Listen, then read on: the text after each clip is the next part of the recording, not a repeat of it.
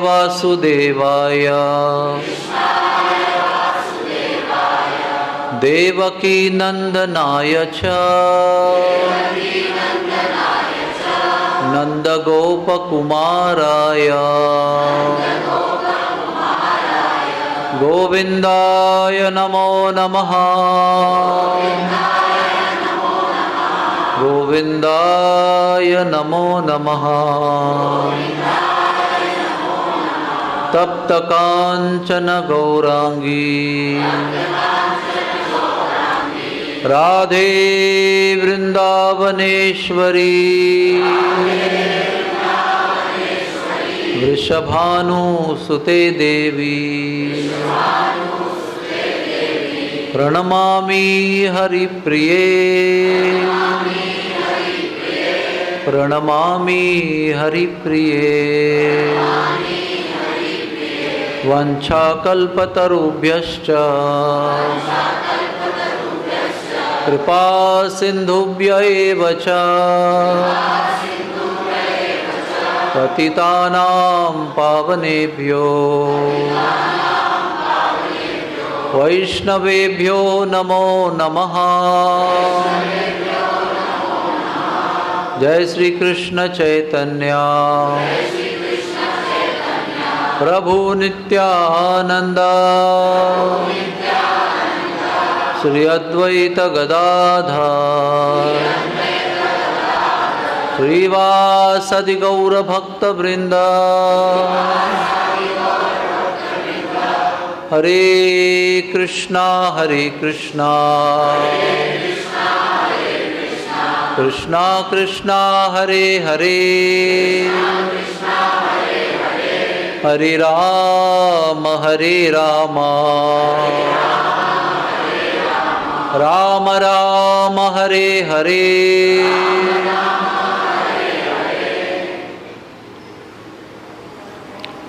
हरे कृष्णा।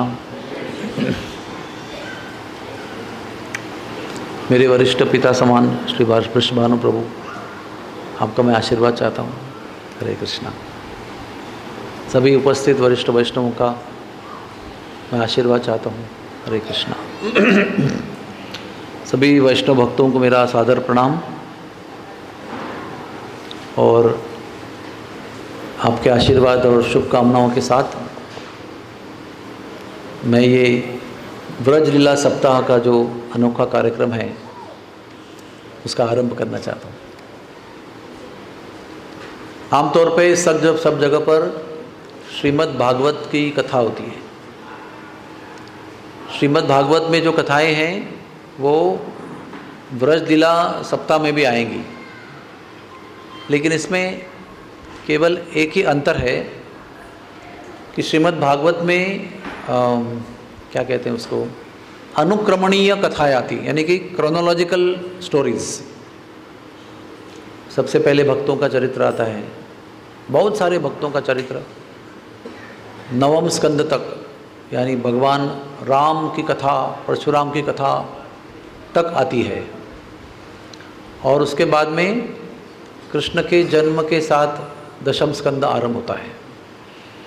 और फिर कृष्ण का जो भी बाल्यपन की लीला, गौचारण लीला, वृंदावन धाम की लीलाएं, फिर मथुरा लीलाएं, फिर द्वारका, फिर हस्तिनापुर, इस तरह से 79 अध्याय होते हैं। और उसके बाद में 11वां और 12वां स्कंद, एकादशम और द्वादश स्कंद, तो ये कथा स्वरूप सीक्वेंस में आती है।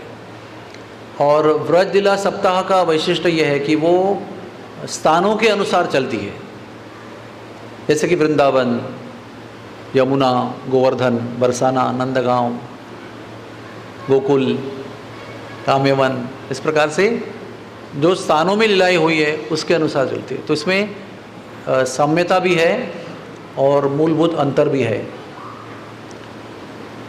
तो आज का हमारा जो विषय है वो है श्री वृंदावन। सबसे पहले आप लोगों को पता होना चाहिए कि श्री वृंदावन धाम जब हम कहते हैं तो उसके कई अर्थ होते हैं।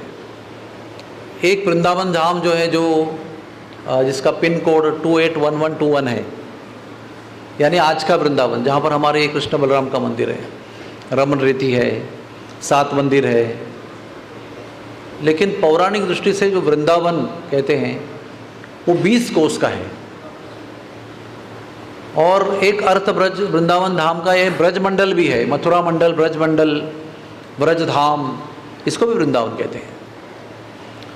तो एक अर्थ है लोकल, एकदम छोटा सा भौगोलिक, एक है पौराणिक जिसमें 20 योजन, 20 कोश यानी पंचम योजन वृंदावन का विस्तार है।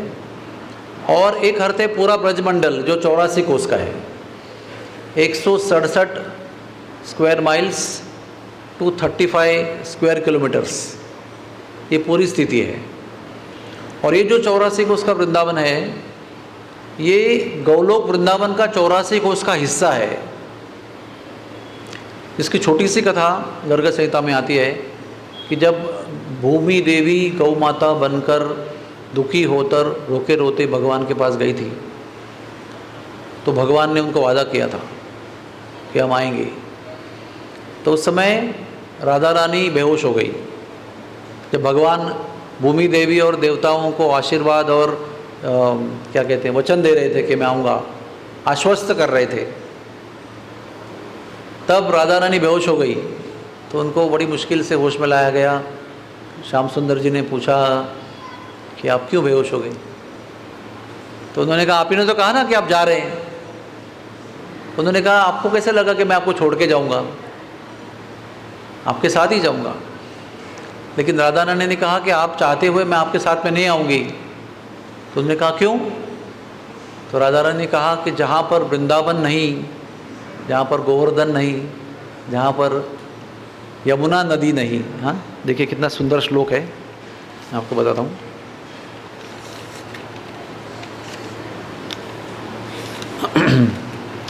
यत्र वृंदावनम नास्ति यत्र नो यमुना नदी यत्र गोवर्धनो नास्ति तत्र में न मनः सुखम। जहाँ पर वृंदावन नहीं, गोवर्धन नहीं, यमुना नहीं, मेरे मन को कण मात्र भी आनंद प्राप्त नहीं होता है। तो श्री कृष्ण ने कहा कि आपके मन की स्थिति को, आपके मंतव्य को जानते हुए मैंने पहले ही गौलोक धाम का 84 कोस का हिस्सा और पूरा गोवर्धन और पूरी यमुना पृथ्वी तल पर भेज दी है। तब जाकर राधा रानी कृष्ण के साथ जाने को तैयार हो गई। इसका अर्थ ये हुआ कि अगर राधा रानी की इच्छा नहीं होती इस प्रकार की, तो पृथ्वी तल पर वृंदावन, गोवर्धन और यमुना नहीं होती। और ये 3 जो स्थितियां हैं, वृंदावन, गोवर्धन, यमुना, ये तीनों अविभाज्य स्थितियां हैं। इसमें से एक भी अगर आप निकाल लेते हो तो बाकी दोनों को अर्थ नहीं बचता है। अगर यमुना को निकाल लेते हो तो निरर्थक हो जाता है, अगर गोवर्धन को निकाल लेंगे तो निरर्थक हो जाता है, अगर गोवर्धन यमुना है और वृंदावन नहीं है तो भी निरर्थक हो जाता है। इस प्रकार से ये तीनों वस्तुएं जो है, जो तीनों ही दिव्य चीज़ें हैं, वो एक दूसरे के अविभाज्य अंग हैं, एक दूसरे के लिए पूरक है और एक दूसरे को परिपूर्ण बनाते हैं। तो ऐसे श्री वृंदावन धाम की जो हम चर्चा करने जा रहे हैं, तो वास्तविक जो वृंदावन है उसमें यमुना नदी, गोवर्धन, नंदगांव, बरसाना और जावट, क्या बताया मैंने? वृंदावन, आज का वृंदावन, गोवर्धन, पूरी यमुना नदी, नंदगांव, बरसाना और जावट, ये सभी चीज़ें मिलकर 20 कोस का वृंदावन बनता है। और एक शास्त्र में सुंदर वर्णन है कि महावन और नंदीश्वर के बीच जो वन है उसको वृंदावन कहते हैं। तो नंदीश्वर यानी नंदगांव का जो स्थिति है, नंदगांव बरसाना, वो उत्तर दिशा का वृंदावन का अंत है। और यहाँ पर यमुना नदी का जो अक्रूर घाट का विभाग है, वहाँ पर दक्षिण भाग है, दक्षिण अंतिम स्थान है, और उसके बीच में गोवर्धन यमुना बहती है और बरसाना नंदगांव भी उसमें इंक्लूडेड है। तो ये वृंदावन धाम, जैसे ही कृष्ण बलराम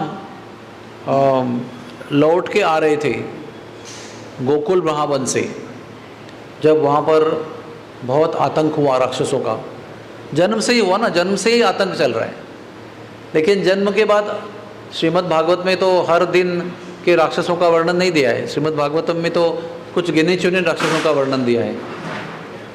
जैसे हम देखते हैं शक्टासुर आया, पुतना आई, तृणाव्रत आया, अगासुर बगासुर तक ये चलता रहा।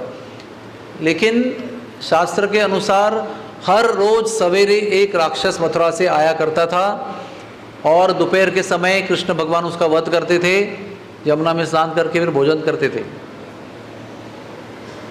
1 साल की उम्र में उन्होंने वत्सपाल लीला शुरू की। वत्सपाल लीला का मतलब क्या होता है? जो बछड़े होते हैं ना, बछिया और बछड़े, उनको चलाने का सेवा जो है उनको 1 साल की उम्र से दिया गया। तो कृष्ण भगवान अपने उम्र के 1 साल से वत्सपाल बने और 1 साल से 5 साल तक वो वत्सपाल बने रहे और अपनी उम्र के 1 साल में वो गोकुल महावन छोड़कर वृंदावन चले गए, यानी नंदगांव चले गए। तो तब तक जितने राक्षसों का आतंक हुआ, तभी उपनंद महाराज ने, नंद बाबा के बड़े भाई ने ये मीटिंग बुलाई। एक फेमस जगह है, उसका नाम है 84 खंबा।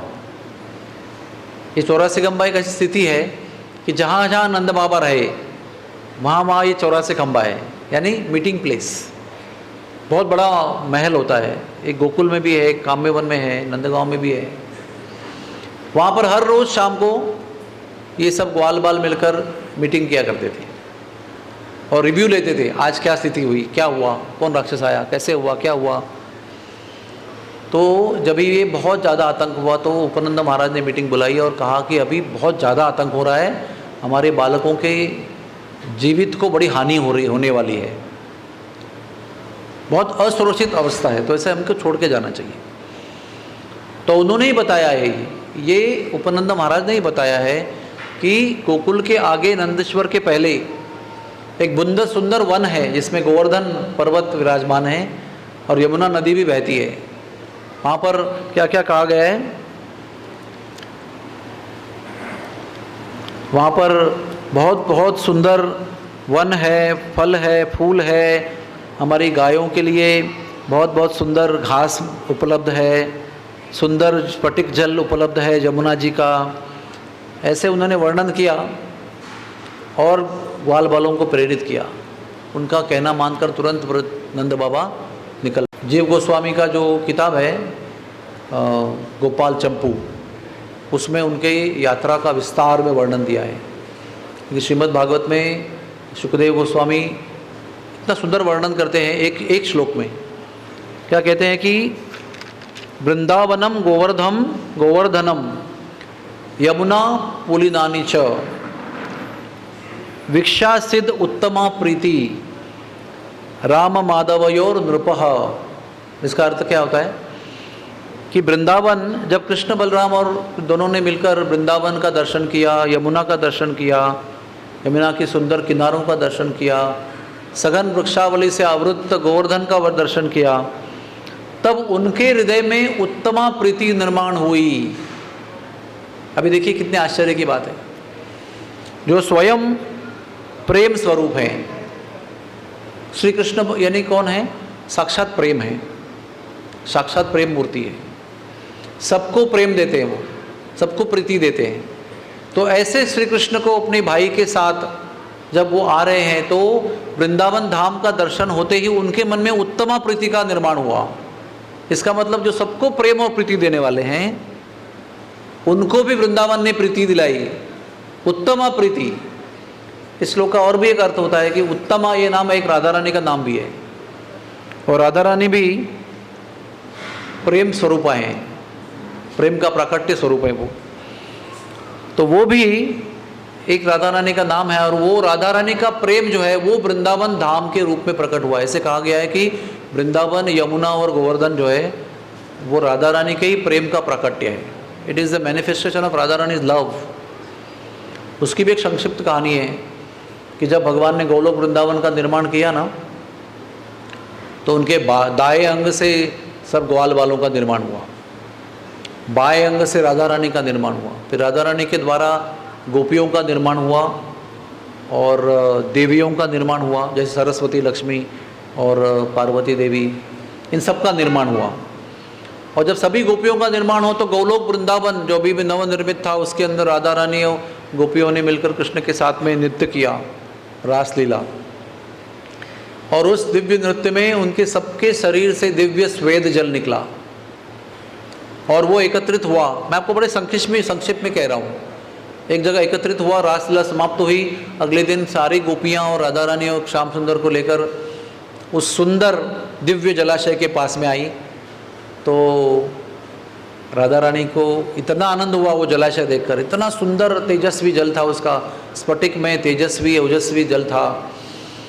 तो राधा रानी ने कृष्ण से कहा, इतना सुंदर सरोवर है, क्यों ना उसको नदी का स्वरूप देकर उसको प्रवाहित किया जाए। उसी क्षण वो जो तालाब था, कुंड सरोवर जो भी था, वो प्रवाहित हो गया, उसका जमुना में रूपांतर हो गया, यमुना नदी में। तो ये ऐसे श्री कृष्ण के और राधा रानी और गोपियों के दिव्य शरीर से निकले हुए दिव्य स्वेद जल से बनी हुई ये नदी है। उसके बाद राधा रानी कृष्ण को मिलती है और कहती है कि अभी मुझे ऐसा एक स्थान चाहिए जिसमें मैं आपको एकांत में मिल सकूं, हमारे एकांत की प्रेम की लीलाएं वहाँ पर प्रस्तुत हो सके। उसी समय जब राधा रानी ये कह रही थी, उसी समय कृष्ण के वक्षस्थल से एक नील तेज निकला और वो नील तेज सबने देखा, जो निकला और जाकर गोलोक की भूमि में विराजमान हो गया। और सबकी आंखों के सामने वो नील तेज एक पर्वत के रूप में विस्तारित होने लगा आकाश में, और इतनी तेजी से बढ़ने लगा कि करोड़ों योजन, एक योजन 8 मील का होता है, करोड़ों योजन वो तेजी से बढ़ रहा था। तो कृष्ण को उसको रोकना पड़ा एक जगह पर कि बहुत ज़्यादा विस्तार हो गया। वो जो पर्वत है वो है गोवर्धन पर्वत। तो वृंदावन जो है वो कृष्ण प्रेम का स्थूल स्वरूप है, it's a gross manifestation. Yamuna नदी जो है वो प्रवाहित कृष्ण प्रेम है, और गोवर्धन जो है वो कृष्ण का घनीभूत प्रेम है। Solidified consolidated love is Govardhan, flowing love is Yamuna, and gross formation is Vrindavan Dham. ऐसे ये दिव्य स्थिति है।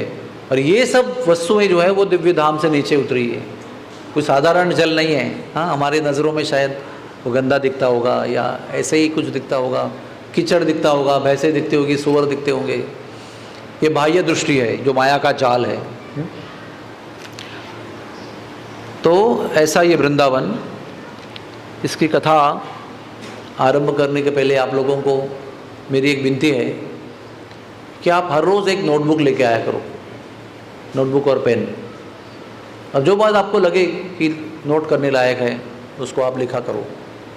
इसके कई लाभ हैं, क्योंकि ऐसे ही बैठ के सुनते रहेंगे तो निद्रा देवी तुरंत आ जाती है हेलो करने के लिए, हेलो, और फिर कुछ ही समय के बाद हम ऑफ हो जाते हैं।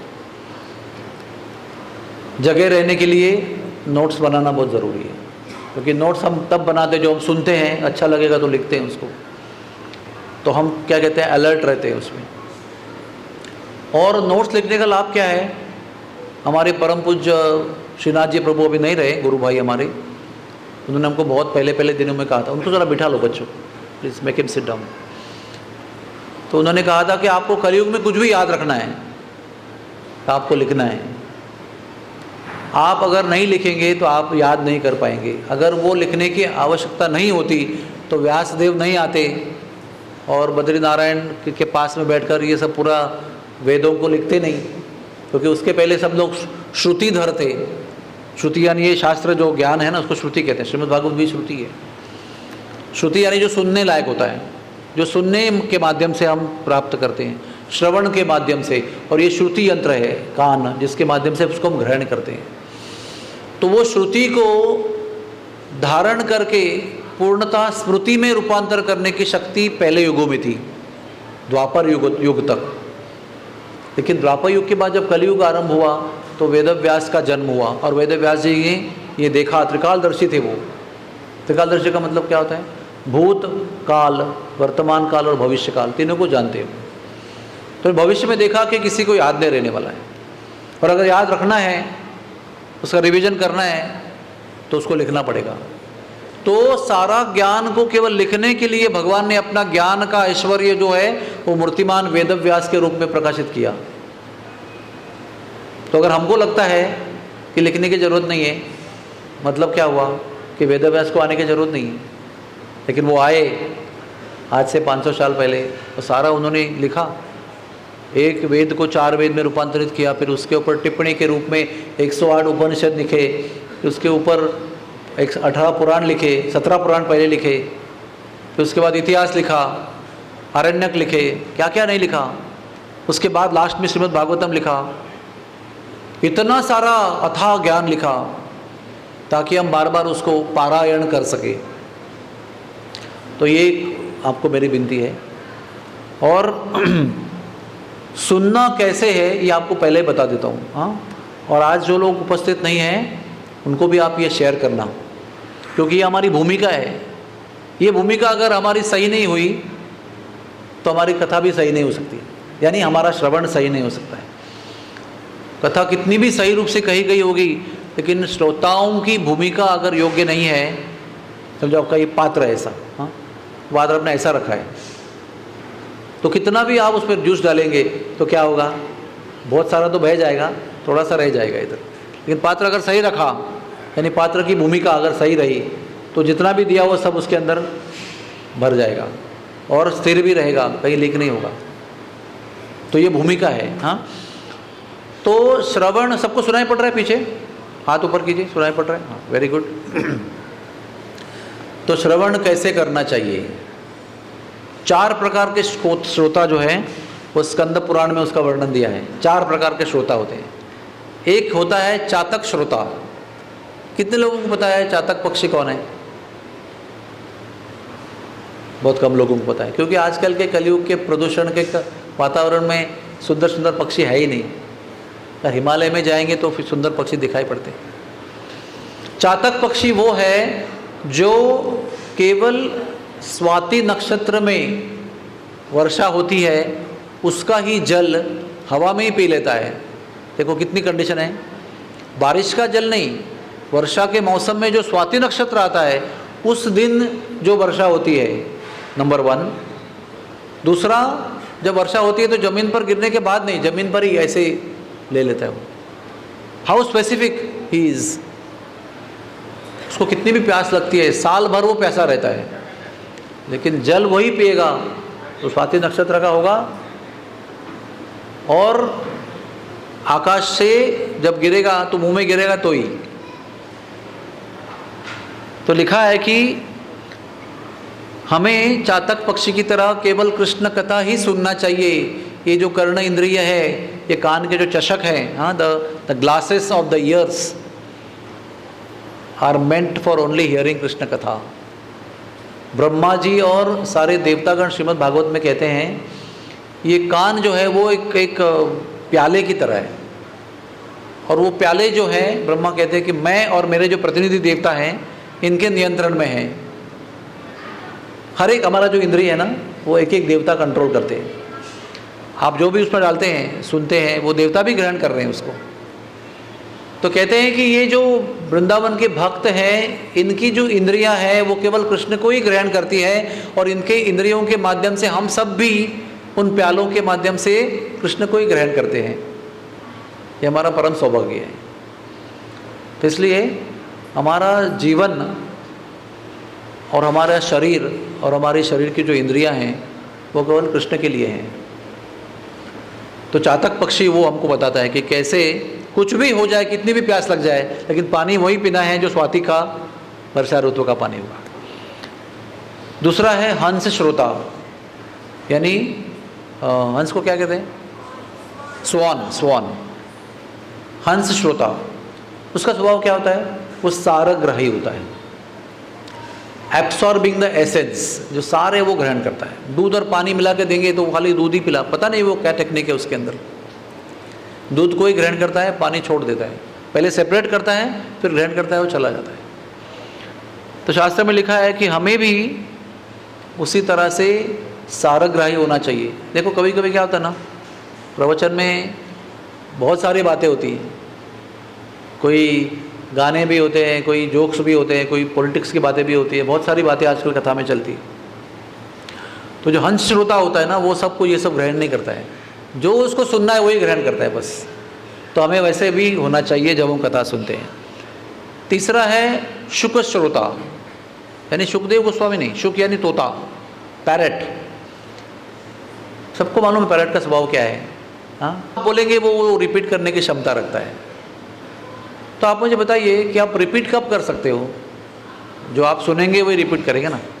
10 बातें बताई और मैंने पूछा रिवीजन, तो आपने एक ही बताया, मतलब क्या? आपने एक्चुअली एक ही सुना, 9 बातें चली गई ऊपर से। लेकिन शुक ऐसा नहीं होता है। शुक जो भी आप सुनाओगे उसको वो पूरा सुनता है, और भले उसको अर्थ नहीं समझ में आएगा लेकिन वो रिपीट बहुत बढ़िया से करता है। तो ऐसा लिखा है कि हमें श्रवण ऐसा करना चाहिए कि अगर कोई पूछेगा तो तंतोतंत शब्दशः उसको हम रिपीट कर सकते हैं, ऐसा श्रवण होना चाहिए।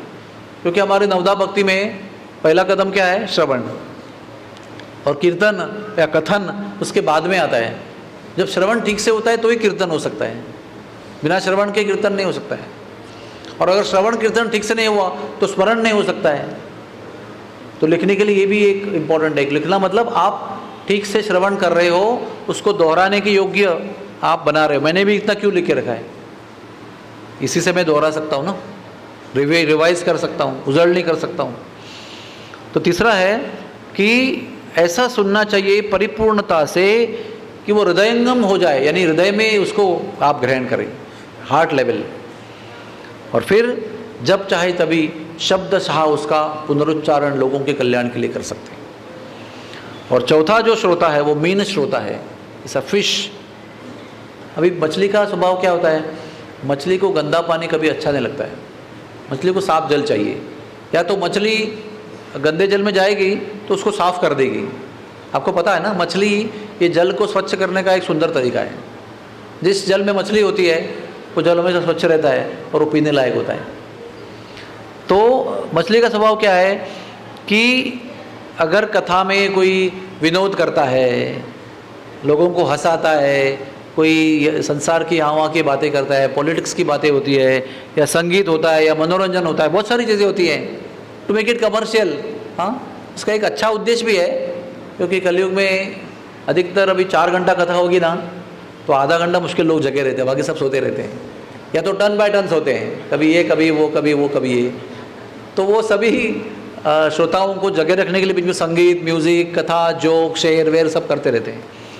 लेकिन मेन श्रोता कैसे रहता है? वो कुछ भी अगर हो जाए ना तो उसमें इंटरेस्ट लेता नहीं, वो जो कृष्ण कथा है उसी को ग्रहण करता है, जो पवित्रोत्तम है उसी को ग्रहण करता है। तो हमें चातक श्रोता, हंस श्रोता, शुक श्रोता और मीन श्रोता बनकर ये कथा सुननी चाहिए। और आचार्यगण कहते हैं कि कथा डूब कर करनी चाहिए और कथा डूब कर सुननी चाहिए। आप सबको मंजूर है?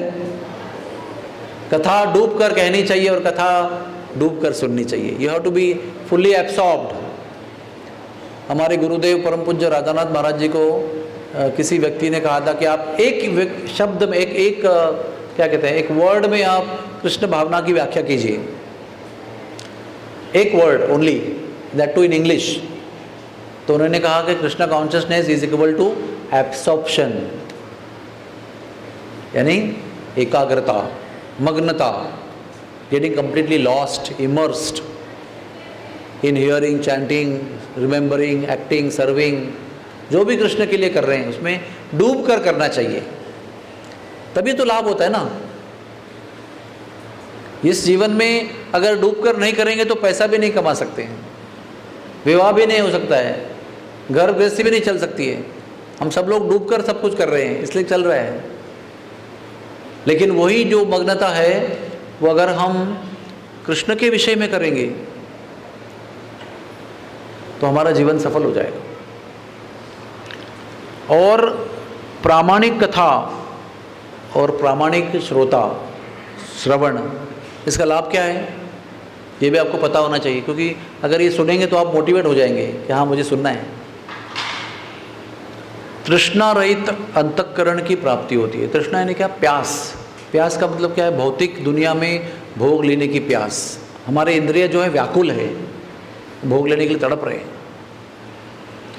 तो वो तृष्णा जो है वो नष्ट हो जाती है कृष्ण भाव, कृष्ण लीला का श्रवण करके। आपके जीवन में कितना भी कष्ट हो, कितनी भी यातना, पीड़ा, समस्याएं चल रही हो, चुनौतियां चल रही हो, अगर आप, हम लोग सुनते हैं कथा में बहुत थियोरिटिकल समझ सुनते हैं, लेकिन जब भी संकट आता है तभी हम कभी भी किताब खोलकर भागवत लेकर नहीं बैठते हैं या सुनने के लिए नहीं बैठते हैं, वो केवल कथा में ही रह जाता है। लेकिन आप सब लोग कभी भी ये बात अमल में लाकर देखना, अगर आपके जीवन में बहुत सारा संकट है, मानसिक, शारीरिक, व्याधि या कौटुंबिक या फाइनेंशियल है, किसी प्रकार की समस्या है, आप उस समय श्रीमद् भागवत लेकर कृष्ण की कथा को पढ़िए, राम की कथा को पढ़िए, गौरांग महाप्रभु की कथा पढ़िए, भगवान के अवतार के किसी भी अवतार की कथा पढ़िए, आपके संकटों का तत्क्षण निवारण होगा। सबसे पहले आपके मानसिक स्तर पर जो चिंताएं हैं वो नष्ट हो जाएगी, भले वो बाह्य स्तर पर वो प्रॉब्लम वही रहेगा, लेकिन आप उससे मुक्त हो जाएंगे। प्रॉब्लम कब बनता है? जब आप पीड़ित होते हैं उससे, है ना। प्रॉब्लम तो दुनिया में सब जगह पे है, लेकिन सब प्रॉब्लम्स के लिए आप पीड़ित नहीं होते हैं। जो प्रॉब्लम आप अपना समझते हैं उससे आप पीड़ित हो जाते हैं, है ना। तो कृष्ण कथा सुनने से ये प्रॉब्लम के साथ में जो हमारा परिचय है, आइडेंटिफिकेशन है, वो नष्ट हो जाता है और तुरंत मानसिक स्तर पर, हृदय के स्तर पर हम आनंद का अनुभव करते हैं और कृष्ण की कृपा से वो समस्या भी धीरे धीरे समाप्त हो जाती है। तो बुद्धिमान व्यक्ति वही है जो संकट के समय पर तुरंत कृष्ण लीला का आश्रय ग्रहण करता है, कृष्ण नाम का आश्रय ग्रहण करता है, कृष्ण भक्तों की सेवा का आश्रय ग्रहण करता है। अगर आप कृष्ण भक्तों की सेवा में व्यस्त हैं तो आपके आसपास की समस्या आपको पीड़ित नहीं करेगी, निश्चित रूप से। और क्या होता है? अंतःकरण की सद्यः शुद्धि होती है। हमारा अंतःकरण बहुत सारे विकारों से पीड़ित होता है। एक बाह्य समस्या है, आपके फाइनेंशियल डिफिकल्टी है, कौटुंबिक डिफिकल्टी है, लेकिन उसके आगे जाकर भी हमारे मन में समस्या है, काम, क्रोध, लोभ, मद, मोह, मत्सर, बहुत सारे प्रकार के विकार हैं जो हमको निरंतर कष्ट देते रहते हैं। कृष्ण कथा सुनने से अंतःकरण की शुद्धि हो जाती है और कृष्ण कथा में जो रुचि लेता है, वासुदेव कथा रुचि जिसको प्राप्त होती है, वो धीरे धीरे सभी विकारों से मुक्त हो जाता है, सभी विकार रहित हो जाता है, वो त्रिगुणातीत हो जाता है, त्रिगुण के प्रभाव से मुक्त हो जाता है। ऐसी कृष्ण कथा में शक्ति है। और इसके आगे ये तो मैं ये नहीं होगा, ये समाप्त होगा, ये पीड़ा समाप्त, ये ऐसे बात कर रहे हैं। पॉजिटिव क्या है उसके अंदर? कृष्ण के लिए तीव्र प्रीति प्राप्त होती है, कृष्ण के लिए तीव्र आकर्षण और प्रेम उत्पन्न होता है, कृष्ण हमारा प्रिय हो जाते हैं और ये बहुत आवश्यक है। अभी हमारे प्रिय दुनिया के बहुत लोग हैं जो समय के साथ समाप्त होने वाले हैं और हमको समय के पहले ही छोड़ के जा सकते हो। ऐसे हमारे बहुत सारी प्रीतियां हैं, धन में है, तन में है, परिवार में है, आप्तजनों में है, लेकिन ये सब छोड़ जाने वाले हैं। लेकिन कृष्ण की प्रीति करेंगे तो कृष्ण आपको कभी छोड़ने वाला नहीं है। जन्म जन्मांतर तक कृष्ण आपको साथ दे रहे हैं और देते थे और देंगे भी। और लास्ट एक बहुत सुंदर लाभ है उसका, तत्पुरुषेषु सख्यम। कृष्ण की प्राप्ति इतनी आसान नहीं है, उसके पहले कुछ प्राप्तियां होती है, उसके बाद में कृष्ण की प्राप्ति होती है। उसके पहले एक प्राप्ति बहुत आवश्यक है, तत्पुरुषेषु सख्यम, यानी कृष्ण के, तत् मतलब उनके, उस पुरुष के जो सख्य में है, जो उनके सखा हैं, जो उनके चाहते हैं, जो कृष्ण को प्रिय हैं और कृष्ण उनको प्रिय हैं, ऐसे लोगों से हमारी मित्रता होती है, यानी भक्तों से हमारा प्रेम होता है। और जो भक्तों से प्रेम होता है, भक्तों से प्रेम करते हैं, उन्हीं को कृष्ण प्राप्त होते हैं। क्योंकि कृष्ण ने भेजे हुए भक्त अगर उन पर आप प्रेम नहीं कर सकते तो कृष्ण पर कैसा विश्वास हुआ कि आप उन पर प्रेम करेंगे? How he will believe that you will love him? तो कृष्ण को हम चाहते हैं, ये अगर हमको प्रमाण देना है उनको, तो कृष्ण के जो भक्त हैं, स्त्री पुरुष जो भी हैं, उन पर हमको प्रेम करने को सीखना चाहिए, प्रयत्नपूर्वक प्रेम करना चाहिए। तो वो प्रेम जो है वो कृष्ण की कथा सुनने से अनायास प्राप्त होता है। और कृष्ण की कथा सुनने के समय हमको एक बात को अनुभव करना चाहिए, या तो कम से कम जानना चाहिए। क्योंकि जानना चाहिए समय क्यों कहा? क्योंकि वो हमको दिखता नहीं है, ना हम सुनते हैं उनको। जहाँ भी कृष्ण कथा होती है वहाँ पर कौन कौन उपस्थित होते हैं? आप तो है ही, सब लोग आए हैं, लेकिन आपके अलावा यहाँ पर बहुत लोग उपस्थित हैं। वो है नारद मुनि, सुखदेव, हनुमान जी, परशुराम, विभीषण, मार्कंडेय मुनि, अष्टचिरंजीव।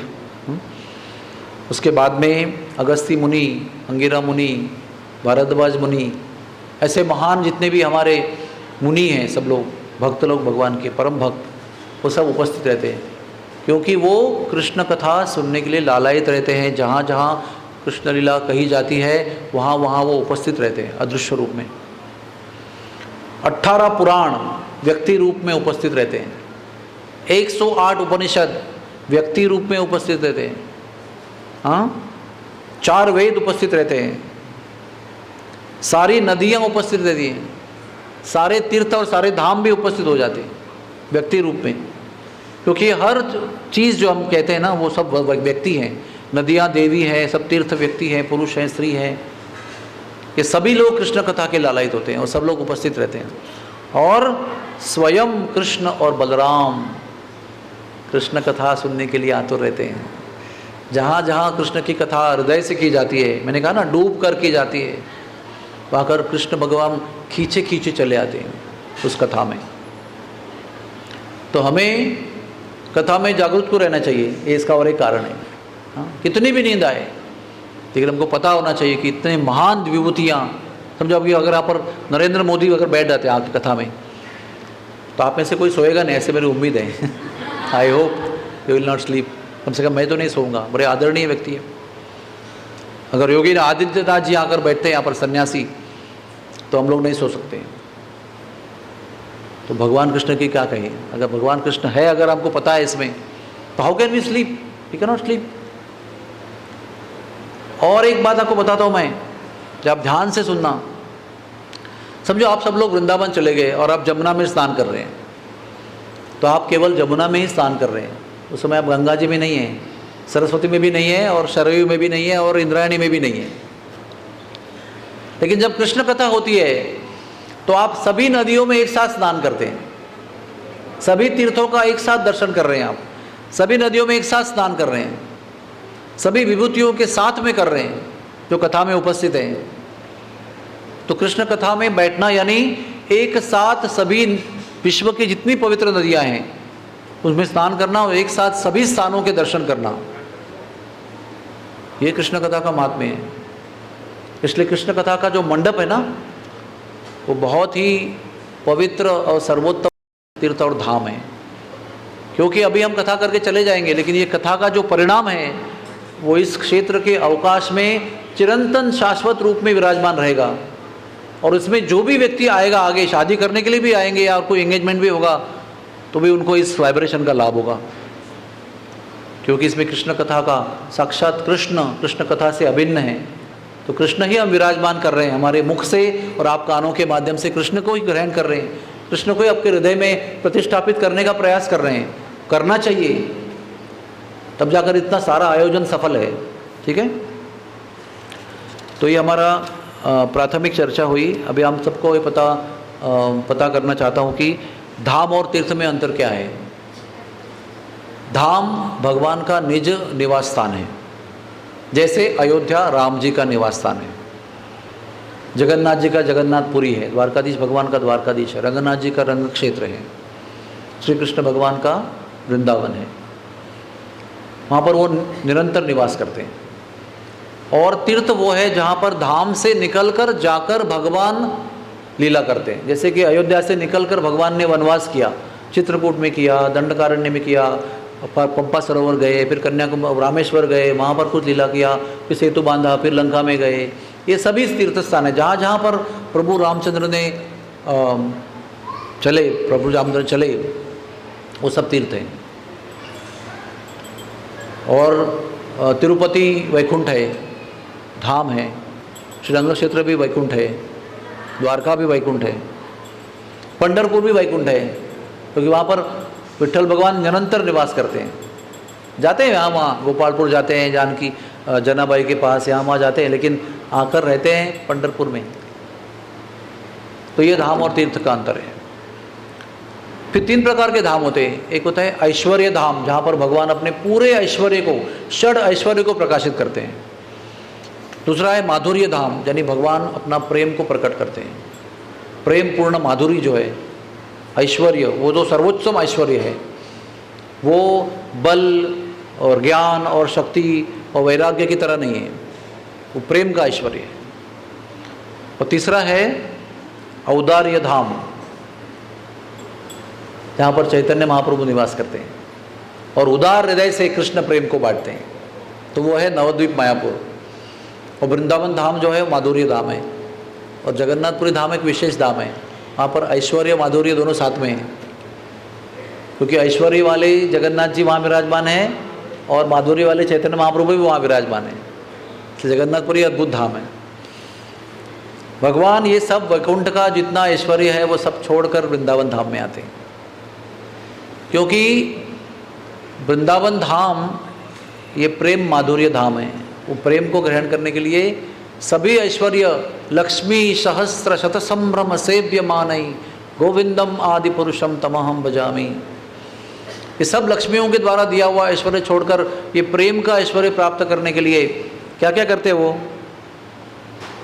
भिक्षा भी मांगते हैं, लोटपोट भी हो जाते हैं, हाँ, याचना करते हैं, गिड़गिड़ाते हैं और चोरी भी करते हैं इसको प्राप्त करने के लिए कुछ भी करते हो। 5 रसों का प्रेम आस्वादन करने के लिए, शांत रस, दास्य रस, वात्सल्य रस, माधुर्य रस और साख्य रस, इन सभी रसों का आस्वादन करने के लिए भगवान श्री वृंदावन धाम में आते। और श्री वृंदावन प्रेम युक्त नहीं है, साक्षात प्रेम स्वरूप है। It is not having love, it is love personified, वो साक्षात प्रेम स्वरूप है। और प्रेम का आस्वादन करने के लिए भगवान यहाँ पर नग्न, मतलब चप्पल बिना पहने हुए, पादत्राण न पहनते हुए नग्न पैर से चलते रहते हैं। सखी भाव, सखी वेश धारण करते हैं। आप जाएंगे वृंदावन बरसाने में तो वो अक्सर सखी वेश में रहते हैं, छुप छुप कर राधा रानी के महल में प्रवेश करते हैं, याचना करते हैं, भिक्षा मांगते हैं, चोरी करते हैं, हर क्रीड़ा में जानबूझकर हार जाते हैं, राधा रानी के चरणों में गिरते हैं, अश्रु बहाते हैं, गिड़गिड़ाते हैं, लोटपोट हो जाते हैं, which is very difficult to believe. यहाँ तक कि हमारे गीत गोविंद के जो रचनाकार हैं जयदेव गोस्वामी, इनको भी यकीन नहीं हुआ, ये कैसे हो सकता है, हमारे परम भगवान राधा रानी के चरणों में गिड़गिड़ा कर रो रहे हैं, लोटपोट हो रहे हैं, नॉट पॉसिबल। तो भगवान ने आकर वो जो कविताएं उनकी अधूरी रखी थी, उन्होंने लिख नहीं पाए, वो उनको लिखने की हिम्मत ही नहीं हो रही थी। ये काव्य रूप में उनका लिखना था उनको, लेकिन वो लिख ही नहीं पाए, क्योंकि उनको हिम्मत ही नहीं हुई कि how can I right this, is it possible, जो मैं देख रहा हूँ मेरे दृष्टांत में। तो भगवान भी हमारे अद्भुत हैं, उनको कोई संकोच नहीं हुआ, उन्होंने स्वयं आकर अपने हाथों से अपने अलग मोतियों जैसे अक्षरों से वो अधूरी काव्य जो है उसको पूर्ण किया भगवान ने। और जयदेव को भी, गोस्वामी जी को भी यकीन दिलाया कि ये जो देख रहे हो ना सच है, सब ये कल्पना नहीं है। तो हमारे भगवान को ये सब बताने में, दिखाने में कोई संकोच नहीं है। दिखने वालों को है, लेकिन उनको कोई संकोच नहीं है। अभी ये एक गोलोक वृंदावन है जिसका हिस्सा यहाँ पर आया हुआ है, और एक हमारा वृंदावन जो पृथ्वी में मथुरा डिस्ट्रिक्ट में है, उसमें क्या अंतर है? गोलोक वृंदावन में भगवान हमेशा 16 साल की उम्र के रहते हैं। वहाँ पर बाल भगवान का दर्शन नहीं है। बाल बाल का दर्शन का मतलब क्या है? जो गोद में खेल रहे हैं, जो दूध पी रहे हैं, हाँ, रेंग रहे हैं, तोतले तोतले बोल रहे हैं, डर के भाग रहे हैं, ये सब वहाँ पर नहीं होता है। तो भगवान का बाल स्वरूप जो है वो केवल भौम वृंदावन, यानी भूमि पर जो वृंदावन प्रकट हो गया उसमें होता है। इसलिए भगवान के बाल स्वरूप का दर्शन करने के लिए शंकर जी, ब्रह्मा जी, देवी देवता सब लोग ब्राह्मण बनकर आते हैं दर्शन करने के लिए। ये एक मूलभूत अंतर है। गोलोक वृंदावन में किसी का वध नहीं होता है, और 13 प्रकार के रस हैं। हम लोग 5 प्रकार के प्रधान रस को समझते हैं, लेकिन और भी 8 जो है वो गौण यानी सेकेंडरी रस हैं। इसमें एक रस है वीर रस, यानी शिवलरी, हाँ, वीरता दिखाने का रस। तो भगवान को उसका भी इच्छा होती है लेकिन गोलोक में सब लोग ऐसे लड़ाई करते हैं तो प्रेम से लड़ाई करते हैं। मराठी में कहते हैं लुटू पुटूची लड़ाई, यानी कि पिताजी भी बच्चे से हार जाते हैं। तो उसमें क्या है, ठीक है वात्सल्य पूर्ति होती है लेकिन वीर रस की पूर्ति नहीं होती है। तो भगवान अपने कुछ भक्तों को चुनते हैं, बोलते चलो जब मैं पृथ्वी पर अवतार लूँगा आप सब लोग चलो वहाँ पर, आप रावण बनो, आप कंस बनो, आप अरिष्टासुर बनो, फिर मैं आपको मारूंगा। और बहुत भयंकर लड़ाई होती है, उसको देखने के लिए भी सब देवता लोग आते हैं और कांपते भी हैं देखकर, इतनी भयंकर लड़ाई करते हैं और भगवान अपने वीर रस की पूर्ति करते हैं। तो भूमि पर जब भगवान वृंदावन को प्रकट करते हैं तो यहाँ पर राक्षस भी होते हैं, युद्ध भी होता है, मारझाड़ भी होती है, वध भी होता है, भगवान अपने वीर रस की पूर्ति कर लेते हैं। और गोलोक वृंदावन में केवल मिलन संयोग होते रहता है। लेकिन यहाँ पर जब आएंगे तो प्रेम का एक और सुपरलेटिव पहलू है, एक बहुत दिव्य पहलू है, वो है विरह विप्रलम्ब, दूरी। उसका उस सर्वोच्च प्रेम रस का प्रकट्य भी भूमि के वृंदावन में होता है। गोलोक वृंदावन में निरंतर मिलन है, वहाँ पर विरह नहीं होता है। इसलिए सारे देवता लोग जो है वो वृंदावन में आते हैं। अभी देखिए बहुत सारा वर्णन है, समय की कमी है, देखता हूँ मैं क्या क्या हो सकता है। सृष्टिकर्ता ब्रह्म भगवान, इनका भाव क्या है वृंदावन के बारे में, वो क्या बोलते हैं? वो कहते हैं तद भूरि भाग्यम इहम जन्म किमप्य अटव्याम यद गोकुलेपि कंतमांग्री रजोभिषेकम। वो कहते हैं कि वृंदावन में पशु पक्षी का हो, कीट पतंग का हो यानी इंसेक्ट, जड़ वृक्ष का हो, आप ये सब ध्यान से सुनिए, ये हमारे परम परम परम प्रपितामह ब्रह्मा जी कह रहे हैं, ये उनका भाव है। मतलब हमारा तो होना ही चाहिए ऐसा भाव। हाँ ठीक है, आपका भाव है तो अच्छा है, आपके पास है, ठीक है रखो, ऐसा नहीं होना चाहिए। अगर वो कह रहे हैं he is the first citizen of the whole universe Brahma ji, और हमारे सारे संप्रदायों के प्रमुख आचार्य वही है, सब संप्रदाय वही जाके समाप्त होते हैं, और जितने भी जीव यहाँ पर दिखाई पड़ते सबके पिता वही हैं। कभी कभी लगता है, हमारे गुरु महाराज कहते हैं अगर ब्रह्मा जी ने अगर सोचा कि हमारे फैमिली फोटो लिया जाए तो क्या होगा। कभी बूढ़े लोग अभी अमेरिका में इंग्लैंड में कितना गर्व करते हैं कि ये मेरा परिवार है, 52 लोग हैं इसके अंदर, लेकिन ब्रह्मा जी अगर कोई फोटो लेके बैठेंगे तो कैसा होगा। हमारे सबके परम पितामह हैं। और वो क्या कह रहे हैं, वो कहते हैं कि मैं आगे समझाऊंगा कि वृंदावन में पशु पक्षी का भी जन्म मिलेगा तो चलेगा, कीटक का जन्म मिला तो चलेगा, जड़ यानी जो पादप यानी जो चल सकते नहीं है ऐसे पेड़ का जन्म भी चलेगा, कोई बेली हो, कोई लता हो, कोई द्रुम हो, कोई बेल हो, चलेगा, लेकिन ब्रज में मेरा जन्म हो जाए। लेकिन और नम्र हो जाते हैं, कहते हैं अगर ब्रज में जन्म लेने के योग्य नहीं हूँ तो भी मेरे एक निवेदन है उसके आगे जाकर कि ब्रज की ओर जाने वाला जो रास्ता है, वृंदावन धाम की ओर जाने वाला रास्ता जो बाहर होता है, बाहर से अंदर ले जाता है, उस रास्ते का पत्थर मैं बन जाऊं। अगर वो भी मुमकिन नहीं है, देखो कितना आप सोच सकते हैं क्या, अगर मैं आपको बताऊं कि आप मुझे बता रहे हैं, मैं आपको बता रहा हूं चलो हम ब्रज के रास्ते का पत्थर बन जाएं, तो सबसे पहले गर्मी का कष्ट होगा। अभी गर्मी इतनी चल रही है, पैर चटका लगता है, तो सोचना भी बेकार है। मतलब it's so impossible to think also.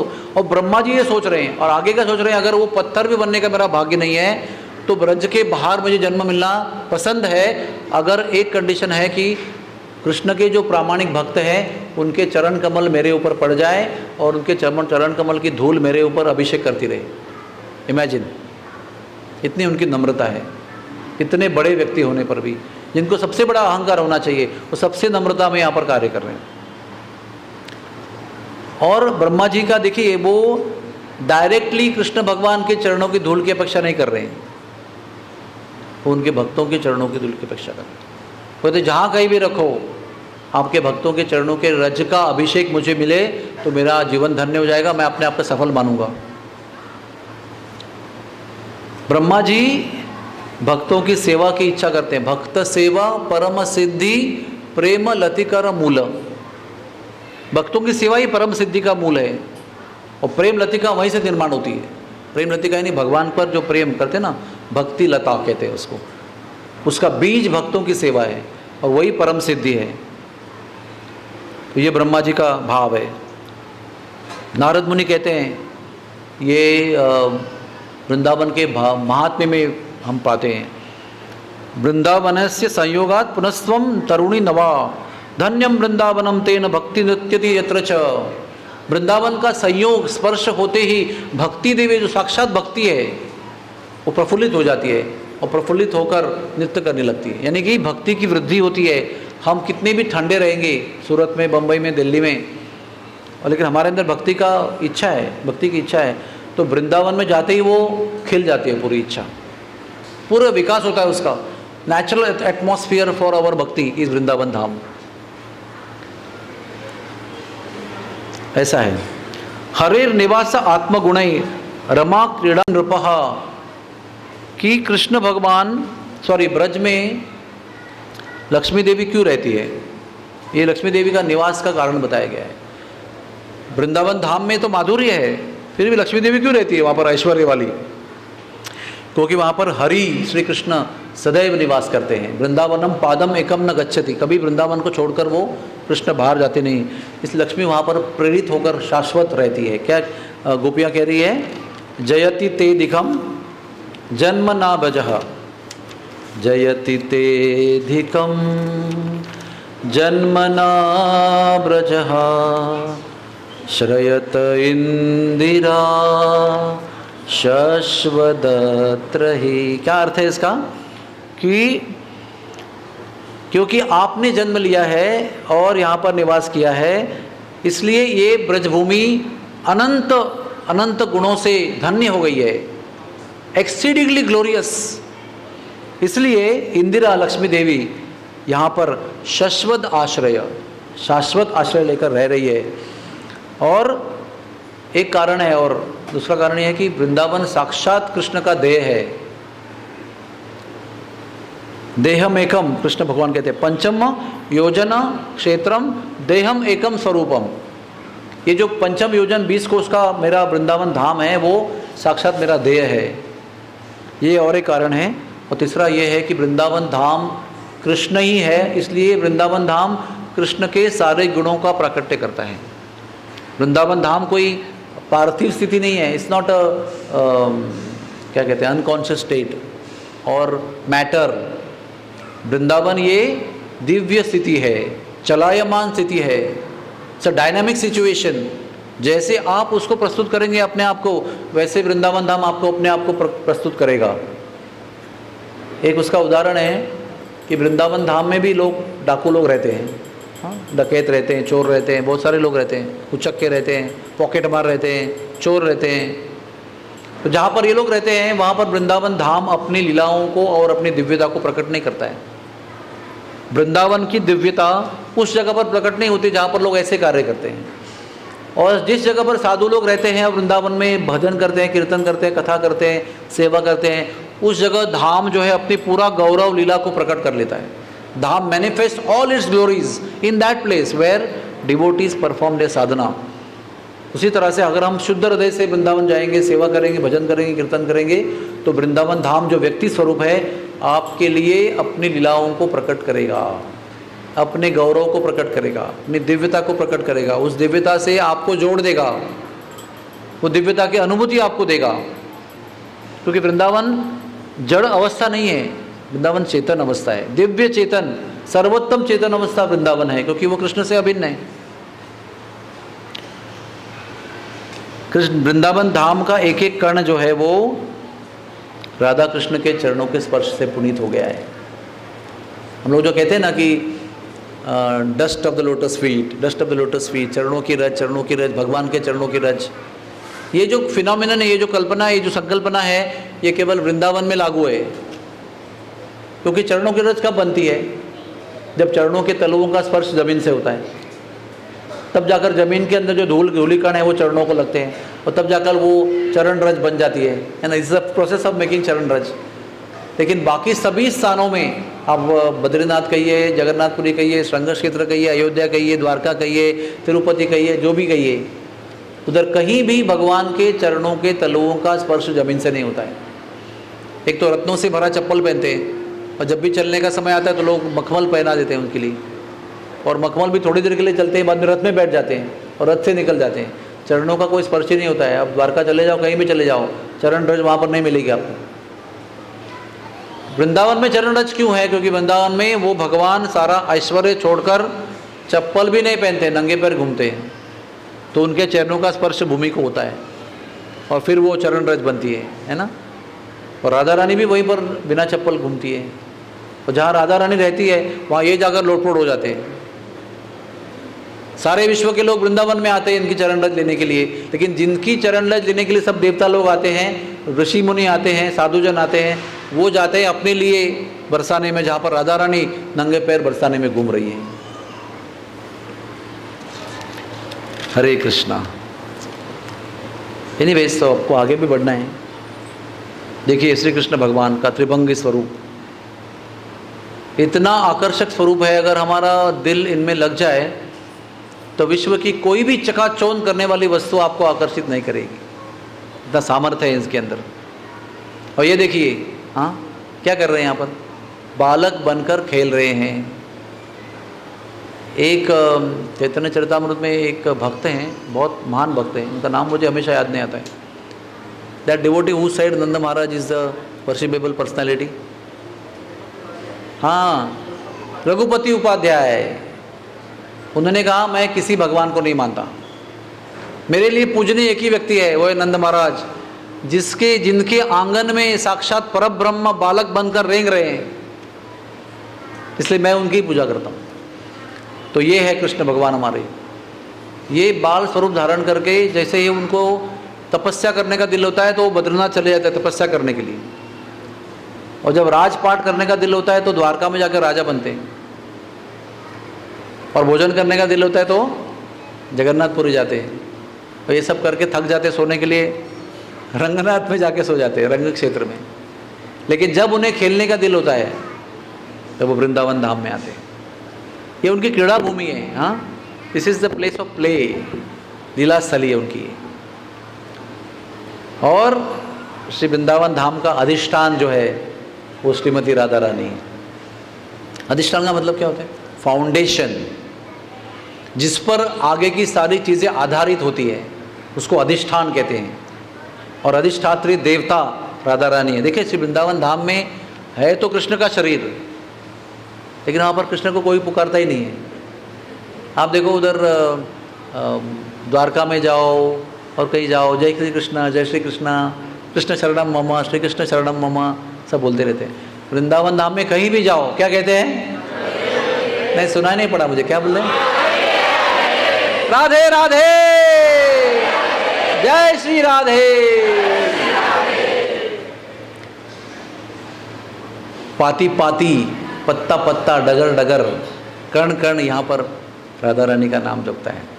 इसका कारण क्या है?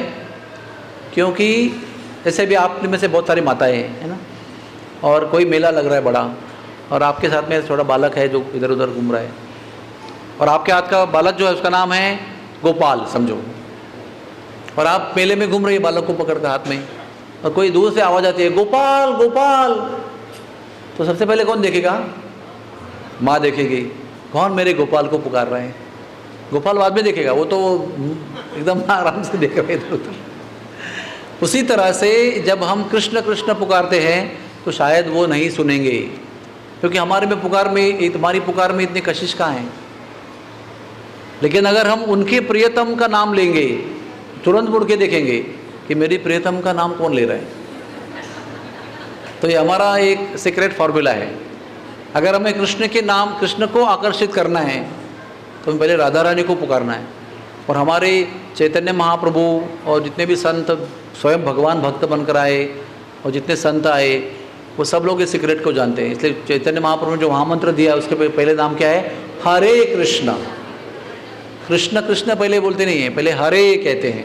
इसलिए वो हरे पर हमको बहुत ध्यानपूर्वक पुकारना चाहिए, हरे, क्योंकि जब वो हरे कहेंगे तो वो कृष्ण जिनको आप पुकारना चाहते हैं वो मुड़ के देखेंगे, फिर जब वो मुड़ के देखेंगे तब बोलना है कृष्ण, हरे कृष्ण कृष्ण कृष्ण हरे हरे, हरे राम राम राम हरे हरे। इसमें महत्वपूर्ण है हरे, क्योंकि हरे ही वो कृष्ण को खींचने वाला है। कृष्ण की ओर, कृष्ण का आपकी ओर ध्यान अगर आकर्षित करना है तो वो हरे आपको परिणाम कारक रीति से बोलना है। उसके बिना आपको कृष्ण का ध्यान आकर्षित करना नामुमकिन है, इम्पॉसिबल है। अगर हम सोचते हैं कि हम कृष्ण को पुकारेंगे और वो सुनेंगे, ये भी कल्पना ही रह जाएगी आपकी।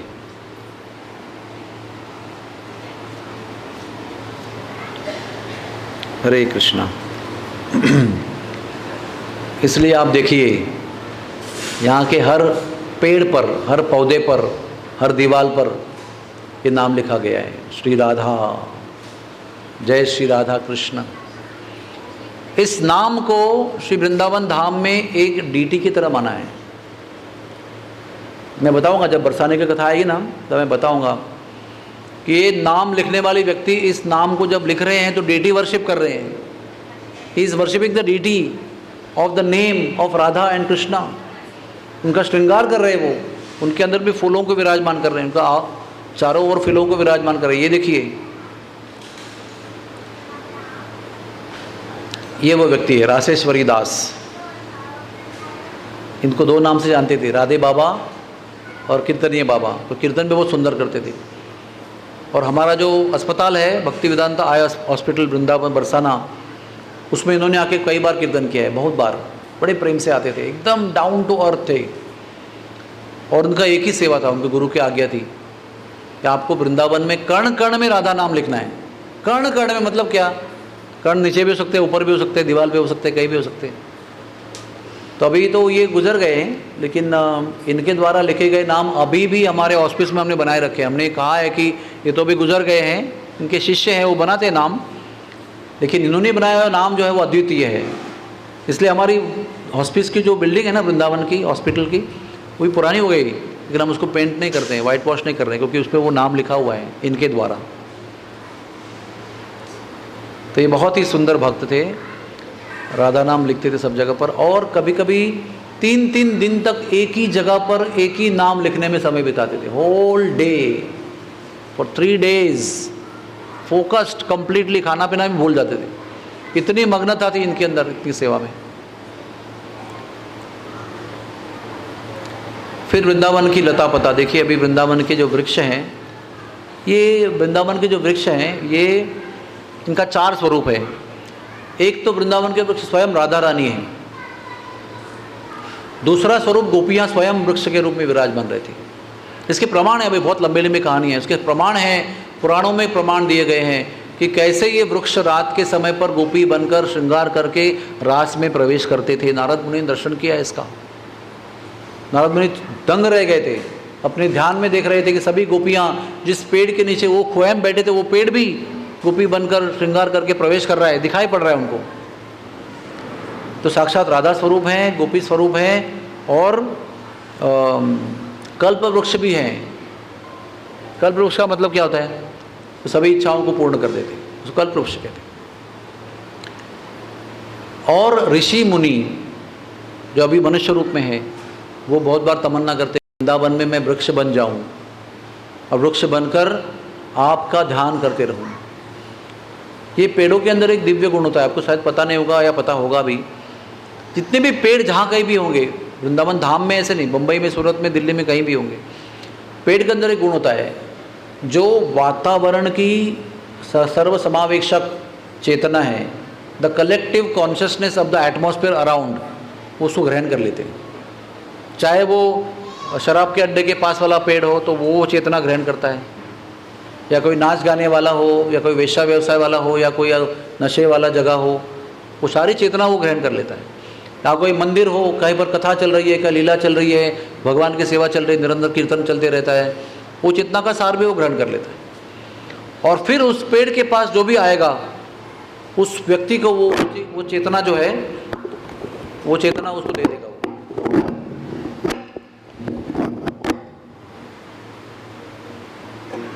कल उसको क्लिप लगा देना ऐसे। तो वृंदावन में क्या चलता है? सब जगह पर नित्य लीला चल रही है कृष्ण की, हर जगह पर। हमारा आंखों के सामने एक पर्दा है जिससे हमको लगता है कि ये गधे भी है, शेर भी है, सॉरी, और सुअर भी है, कुत्ता भी है, बिल्ली भी, सब दिखाई पड़ता है, गंदगी दिखाई पड़ती है। वो हमारी चेतना अगर उसके परे चले गई तो हमको भगवान की लीलाओं का दर्शन होता है, धाम का दर्शन होता है, वास्तविक दर्शन। और उसके और परे जाएंगे तो नित्य लीला का दर्शन होता है। और इन तीनों लीलाओं का दर्शन ये पेड़ करते रहते हैं, हमको नहीं दिखाई पड़ता है। और उन पेड़ के सहारे आप जब भी जाएंगे तो ये पेड़ उन चेतनाओं का, उन जो लीलाओं का सार है चेतना, वो आपको देंगे। इसलिए हमारे गुरु महाराज कहते हैं कि जब भी हमको यात्रा करनी है तो कथा किसी भी हॉल में या ऑडिटोरियम में मत करना, सारी कथाएं पेड़ के सहारे करना, क्योंकि ये पेड़ जो है ना वो आपको करंट देंगे, कनेक्टिविटी, और आपको चार्ज कर देंगे अपनी कृपा से, और कथा में दिव्यता आ जाएगी। पढ़ के लिख के सब लोग जाते हैं, लेकिन कथा भगवान की कृपा से होती है, भगवान के आशीर्वाद से होती है, भगवान की दिव्य चेतना के द्वारा होती है। इसलिए हमें जितना हो सके उतना शुद्ध रहने की प्रयास करना चाहिए, ताकि वो जो करंट है वो पूरी तरह से हमारे अंदर प्रवेश करे। तो ऐसे ये पेड़ देखिए, ये जो मैं दिखा रहा हूँ आपको, ये एक तो कदम का पेड़ है। देखिए ये भगवान को बड़ा प्रिय है। ये कई फूलों का एक गुच्छा होता है जो मिलकर एक फूल होता है। इसका एक फूल भी आपकी कॉलोनी में आएगा ना, आशीर्वाद पैलेस में, तो एक फूल भी पूरी कॉलोनी को महकाएगा। ऐसा ये कदम का पेड़ भगवान को बहुत प्रिय है। भगवान ने कदम के पेड़ के नीचे बहुत सारी लीलाएं की है वृंदावन धाम में। दूसरा पेड़ है पीलू का पेड़। ये राधा रानी को बड़ा प्रिय पेड़ है। इसको वसंत ऋतु में फल आते हैं, और एक राग भी है इस पेड़ के नाम पर, राग पीलू। इस राग में गाते हुए भगवान राधा रानी को चिढ़ाते हैं। हरे कृष्णा कृष्णा कृष्णा हरे हरे, हरे राम राम राम हरे हरे। ये राग पीलू है, ये कृष्ण को बहुत प्रिय है। तो ये पीलू, इसकी ऐसी महती है कि ये ना हमेशा ऐसे ज़मीन की तरफ जाता है। आप निधिवन जाएंगे, सेवा कुंज जाएंगे, तो जड़ भी ज़मीन में है और शाखा भी ज़मीन की ओर जा रही है। नम्रता ही सिखाती रहती है, हमेशा ब्रजरज की ओर ही उनका प्रगति होता है। और अभी देखिए, ये है बरगद का पेड़, ये शिव जी का स्वरूप है। ये वट वृक्ष कहते हैं इसको, और वृंदावन में कई वट वृक्ष फेमस है। एक है बंसी वट, जिसके नीचे भगवान ने रास लीला रचाई थी। एक है भांडीर वट, जिसके नीचे भगवान ने विवाह किया था राधा रानी के साथ। ऐसे कई वृक्ष है वृंदावन धाम में, वट वृक्ष। फिर ये कदम का वृक्ष, ये पीली पोखर के पास वाला वृक्ष है। ये राधा रानी के पर्वत पर विराजमान वृक्ष है, पीलू के वृक्ष। ये पीपल का वृक्ष है। ये गहवर कुंड चिकसोली गांव का वृक्ष है।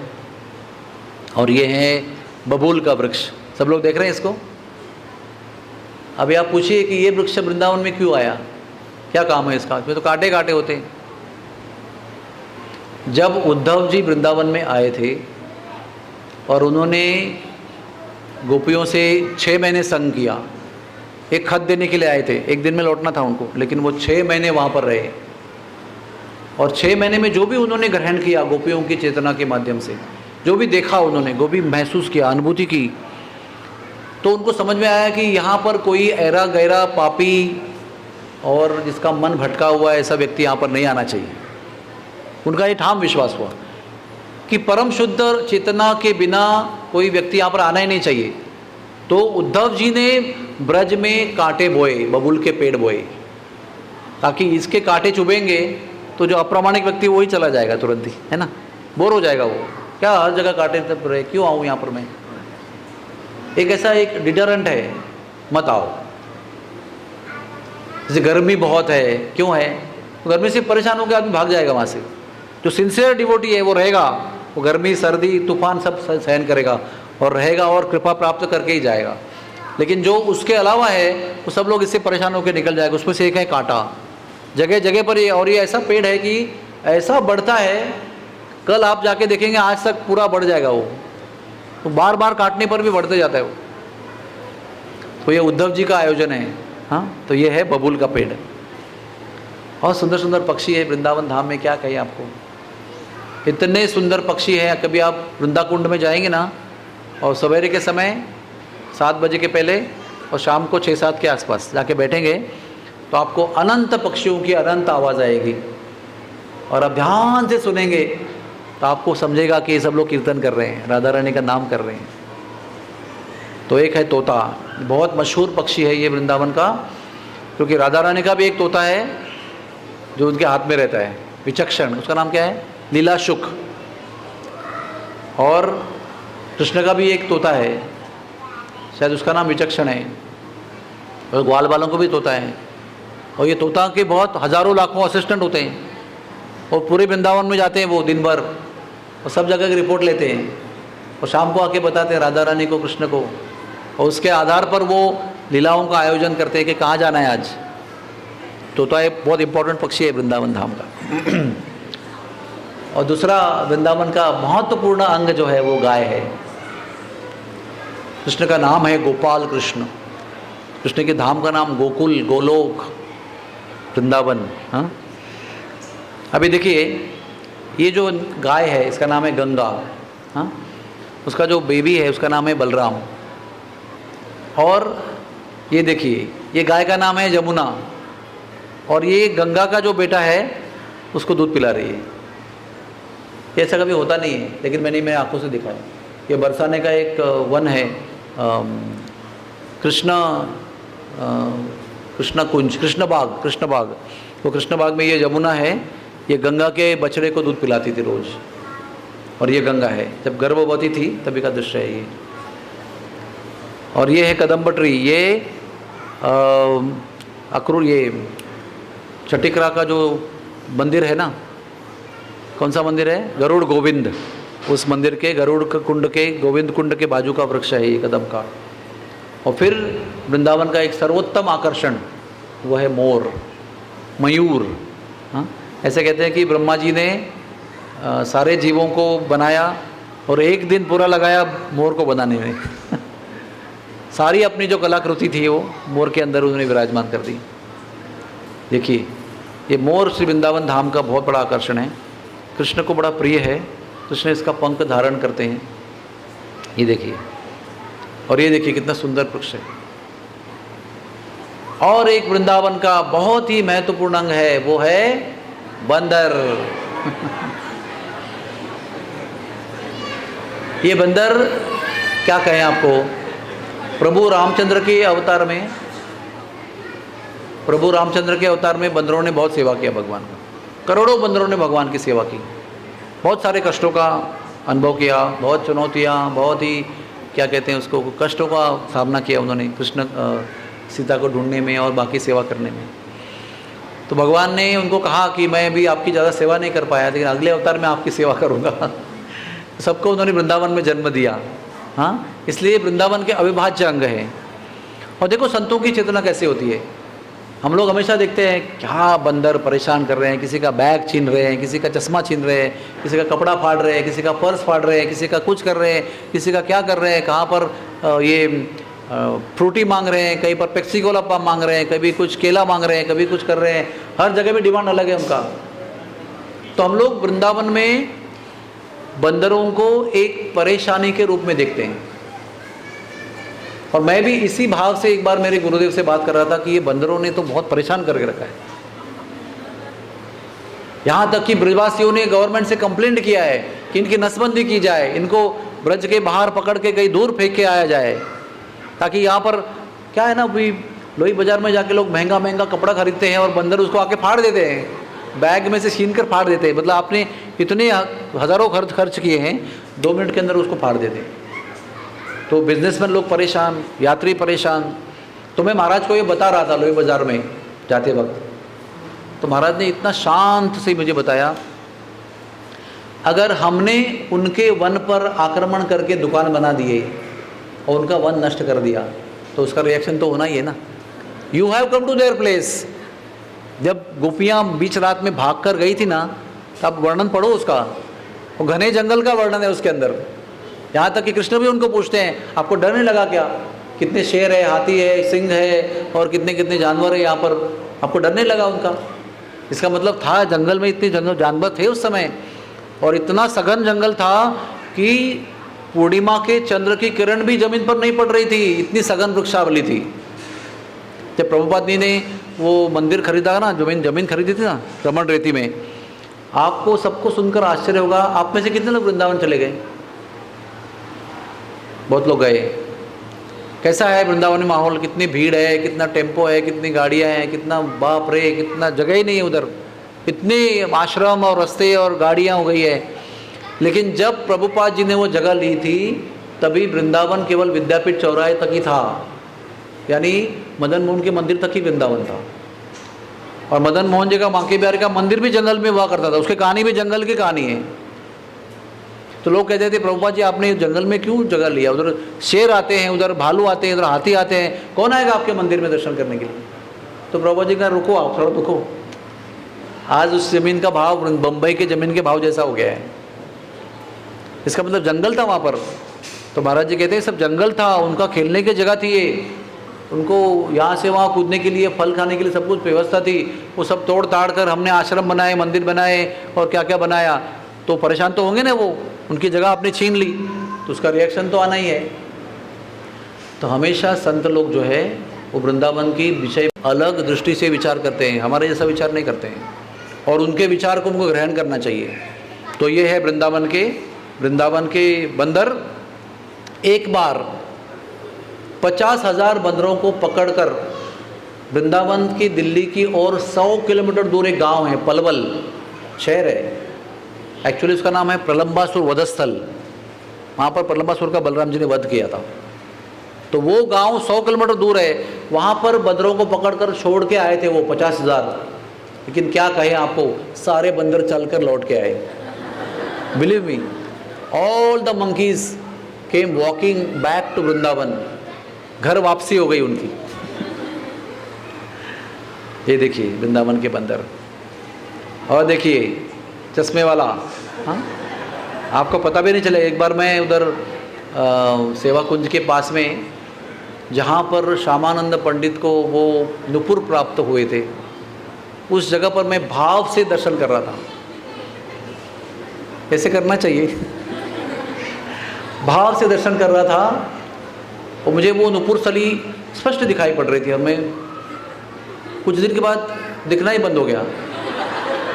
मैंने दिखता क्यों नहीं है? क्योंकि मेरे कंधे पर अलगद, मतलब बहुत हल्के से आकर चश्मा निकाल कर वो ले गया था। तो एकदम धुंधला हो गया एकदम मेरे आँखों के सामने। फिर मैं परेशान हो गया। तो किसी ने कहा कि उसको केला दे दो, क्योंकि वहाँ के बंदर केले खाते। तो उनको केला दिया, तो उसने केला मिलने तक उसको ऐसा किया जो तो कर रहा है ना अभी इधर रिपेयरिंग किया उसका बहुत सारा। फिर केला मिला तो चश्मा छोड़ दिया। फिर वो ब्रजवासी ने ला के दिया उसको। मैंने वहीं जाकर उसको रिपेयरिंग किया और पहना। और देखिए, देख रहे हैं ना, कुछ कुछ जगह पर उनको यही लगता है, केला भी चलता नहीं है और कुछ भी नहीं चलता है, यही चाहिए उनको। कुछ जगह केवल फ्रूटी ही चाहिए उनको, बड़ा सा स्टॉल लगा के पीते हैं बढ़िया से उसको। और आगे देखिए लॉलीपॉप खा रहे हैं। आजकल नया एडवांसमेंट मैंने सुना है अभी कि वो मोबाइल छीन लेते हैं। आपको एक बात ध्यान में आई होगी कि वो क्या छीनते हैं जो आपको सबसे प्रिय है। ये उनको पता चलता है।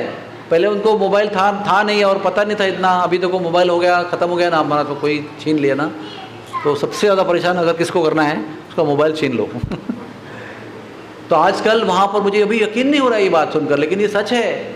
आजकल वहाँ के बंदर मोबाइल छीनते हैं और रिंग विंग आके सुनते हैं, पूरा उसके साथ खेलते रहते हैं, सब कुछ देखते हैं, आगे पीछे करते हैं उसको।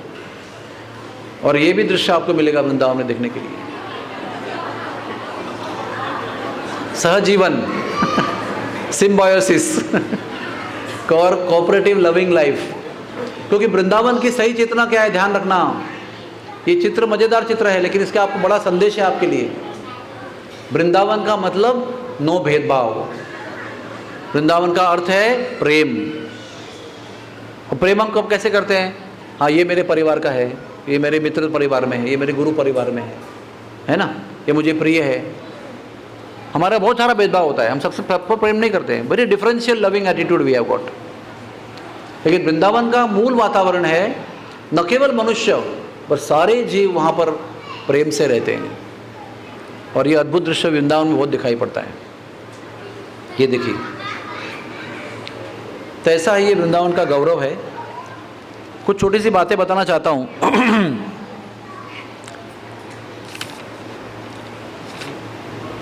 वृंदावन का जो स्वरूप है वो पंचम योजन एवास्ति वन में देह रूपकम, ये बृहद गौतमीय तंत्र में दिया है। कृष्ण स्वयं बता रहे हैं कि मैं, मेरा शरीर है ये। 5 योजन का 20 कोस का ये वृंदावन है, और जो पूरा ब्रजमंडल है वो 84 क्रोस का है, 168 स्क्वायर माइल है, 235 स्क्वायर किलोमीटर है। इसमें 137 फॉरेस्ट हैं। कितने हैं? कितने हैं? 137 प्रमुख है।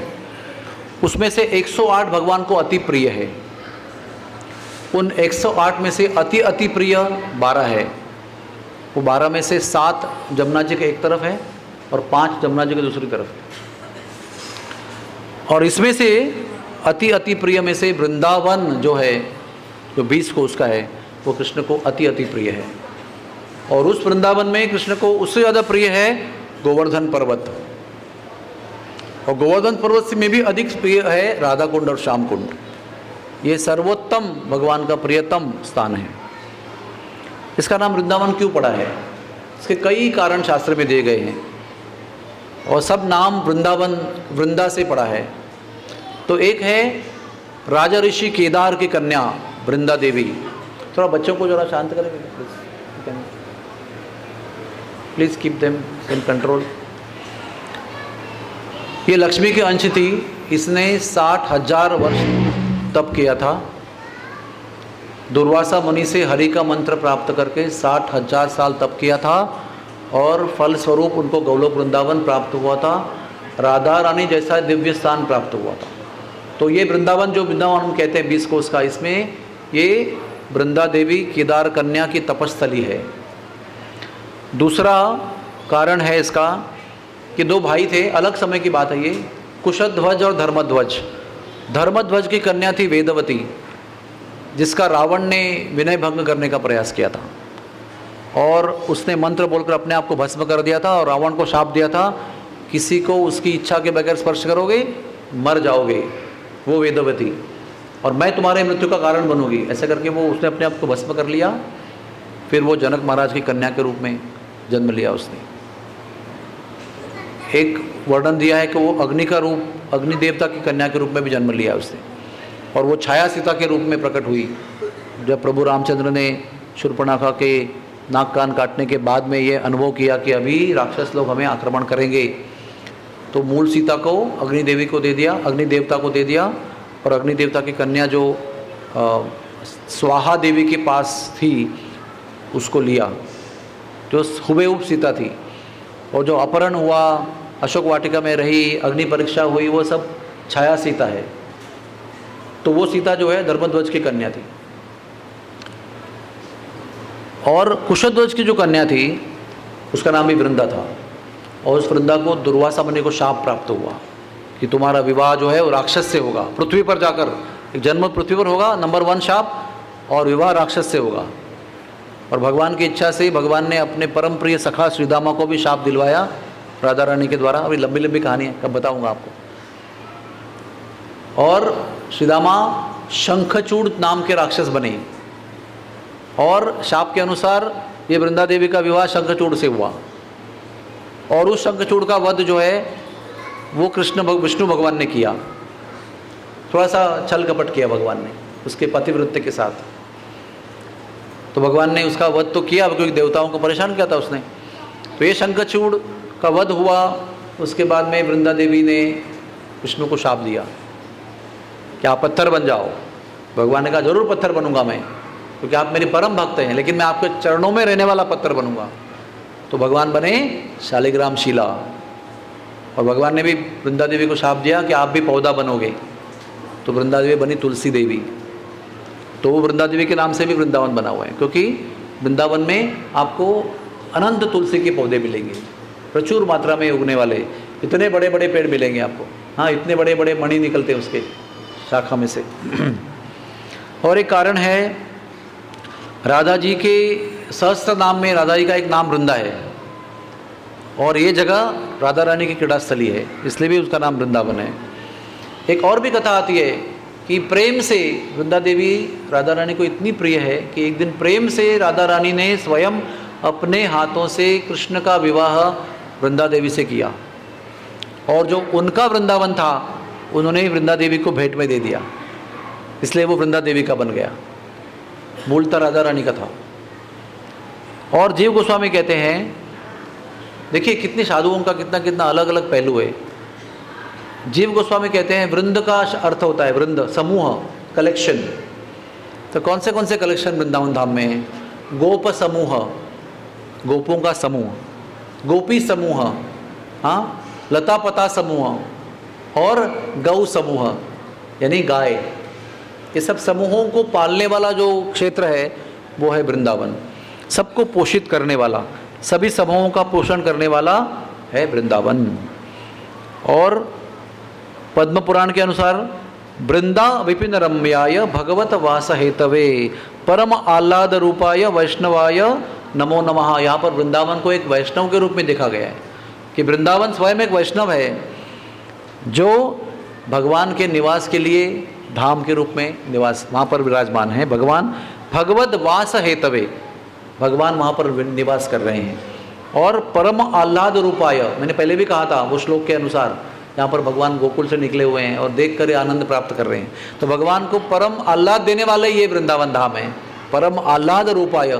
इसको दर्शन करते ही, स्मरण मात्र से ही स्वयं साक्षात कृष्ण बलराम को भी आनंद की प्राप्ति होती है, जो दुनिया को आनंद देते हैं। तो इसे वैष्णवों को हम प्रणाम करते हैं, वैष्णवाय नमो नमः। तो इस वृंदावन धाम को आदि 12 पुराण में कहा है कि वृंदावने च गोविंदम ये पश्यन्ति वसुंधरे न ते यमपुरम यान्ति यान्ति पुण्यकृताम गतिम। बहुत इंपॉर्टेंट श्लोक है। जो वृंदावन का स्मरण करता है, स्पर्श करता है, दर्शन करता है, उसके बारे में सुनता है, क्या उसका परिणाम है? न ते यमपुरम यान्ति, उसको यमपुर में जाने की कोई आवश्यकता नहीं है, यमराज का दर्शन करने की कोई आवश्यकता नहीं होती है। यमराज के दर्शन करने के योग्य भी होगा तो यमराज का दर्शन उसको नहीं होगा अगर एक जीवन में एक बार भी वो प्रेम से वृंदावन में गया होगा, वहाँ पर प्रेम से दर्शन किया होगा। राजा वज्रनाभ नाम का एक राजा था जो कृष्ण के पुत्र प्रद्युम्न के पुत्र का पुत्र था। कृष्ण का पुत्र प्रद्युम्न, प्रद्युम्न का पुत्र अनिरुद्ध, अनिरुद्ध का पुत्र वज्रनाभ।